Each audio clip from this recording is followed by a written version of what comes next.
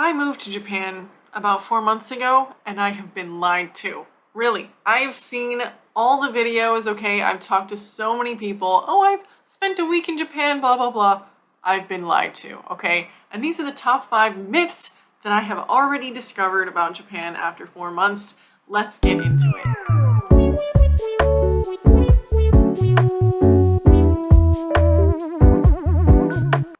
So myth number 1, Japanese people are nice.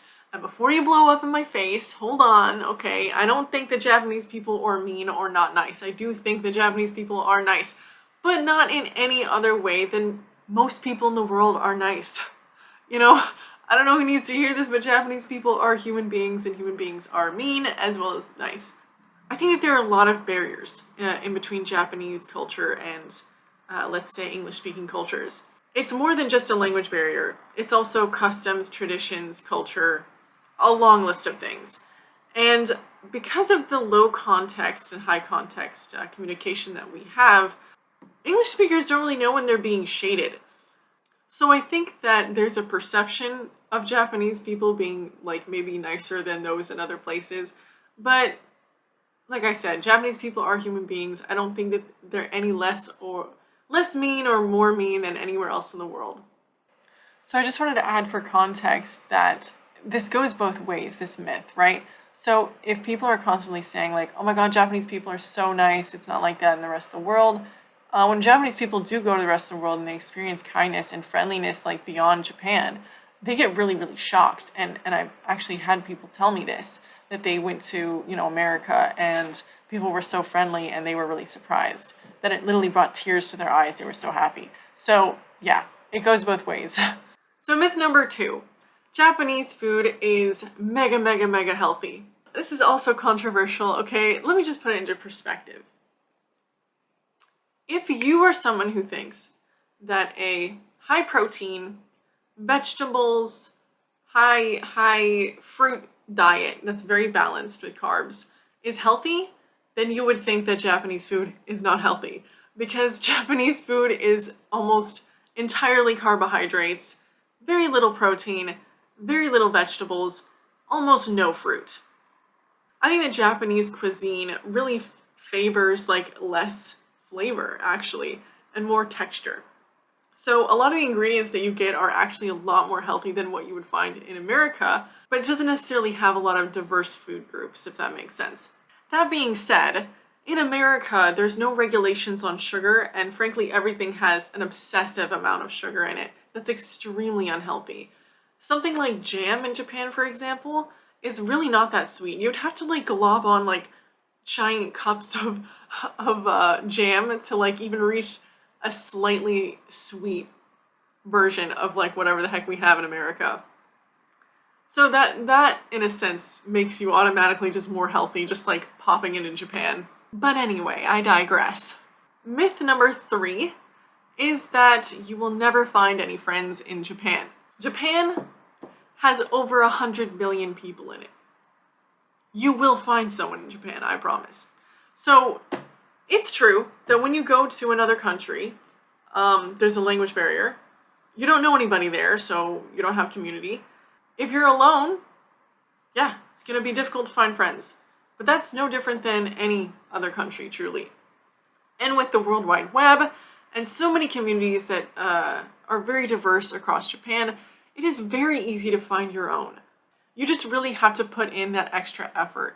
And it's not like other places in the world where maybe you can make fast friends with somebody. You have to really develop a relationship over time. And you certainly can't rely on your coworkers to be your friends in Japan. That's also one thing that I think is a cultural barrier here that foreigners don't really get. But if you really try and, get active with the community, I promise you will find friends. Somebody actually mentioned in my comments earlier, they were saying like you have to be really humble to make friends in Japan. And the thing is that what we find humble and what we think is humbling is not necessarily what Japanese people would consider humbling. You see, there's all kinds of different cultural things that you have to learn, and I'm still learning myself to cross barriers and express yourself in more than just language, but also attitude and so on. So Be patient, learn, and I guess be humble. Myth number 4 is that Japan has the best fashion in the world. So when I came here in 2016, I was blown away by the fashion in Tokyo. I was so underdressed every day I was there, and I was so embarrassed. I was like, my dumb American fashion has led me astray. But coming here now, the wool has left my eyes. You see, once you leave Tokyo, Japan is a different place, and when it comes to fashion. I think that there are certain trends that don't make any sense, namely, like, if it's 90-degree weather, no one wears pants, or no one wears shorts, everyone wears pants, which is insane. There's a lot of fashion trends that are, like, for kids, like, for, like, teenagers, and then adults, and I really don't like how, like, when you turn a certain age, or, like, you get married or have children, your wardrobe is supposed to change into, like, this, like, conservative, like, layered, like, outfit. I don't understand this.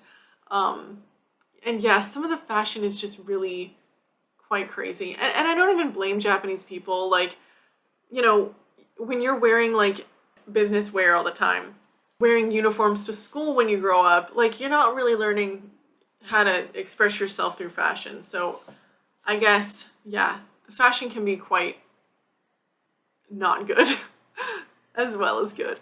And finally, myth number 5. This one's a little heavy, but it's really important. The 5th is the most important thing. Safety in Japan is a myth. So this is quite controversial, and it's not entirely a myth. Certainly where I'm from, you would not see children just, like, walking around, like, going to school by themselves, like, having freedom, like they have in Japan for safety reasons. And that in itself is, like, definitely bonus points for Japanese safety. However, like I said in the beginning of the video, people are people, and crime still happens. It just doesn't get talked about as much. To put this in perspective, when I was here in 2016, I went to a bar in Roppongi. I didn't know anything about the area at the time. I am fine. Nothing happened to me. Thankfully, I'm okay. But ever since then, I was really, I guess, shocked by just how not safe it was in Japan. I was sort of lured into this false sense of, like, oh, I could do whatever, and then I was. So I did a little bit of digging. It actually took me a long time. I read Jake Adelstein's book, Tokyo Vice, after watching the TV series on HBO, and it explained a lot, mainly about how the police in Japan just don't really pay attention to certain things. I hate to say it, but nothing explains this more than the Lucy Blackwell case. Lucy Blackwell, and again, this is going to get really heavy, so if you're triggered easily, please skip. Lucy Blackwell was a young woman who was a hostess in Roppongi in the 90s, and she went missing. And she's not the first foreigner who would go missing in Roppongi, but the police wouldn't do anything about it. They'd just say, oh, we're investigating, and that would be that. But Lucy Blackwell's father did not give up. He continued to look for her, and he basically made a huge outcry in England, and until the Japanese police had to really do something about Lucy Blackwell to try to find her. And what they uncovered was an absolute monster who had been preying on women for years, who had essayed hundreds of women. And even though these women would come forward to the police to tell them, like, hey, this happened to me, the police wouldn't listen. As a matter of fact, this person, before Lucy Blackwell went missing, had killed someone else. And then when Lucy Blackwell's body was finally found, the culprit was caught. It was over, but the reputation of the Japanese police was forever tarnished. And frankly, guys, I don't know if it's changed. I really don't. But it's certainly something that I want to do more videos on. But for the sake of brevity, I will leave it right here.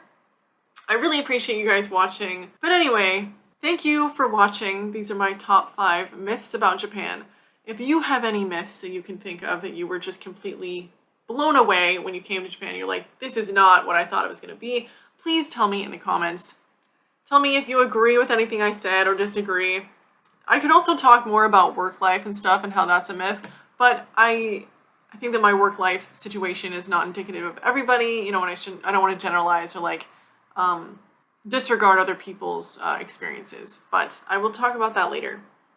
Anyway, it's been a great video. I hope you liked it as much as I liked making it. I will be making more videos in the future, so please subscribe, and I'll see you next time. Bye!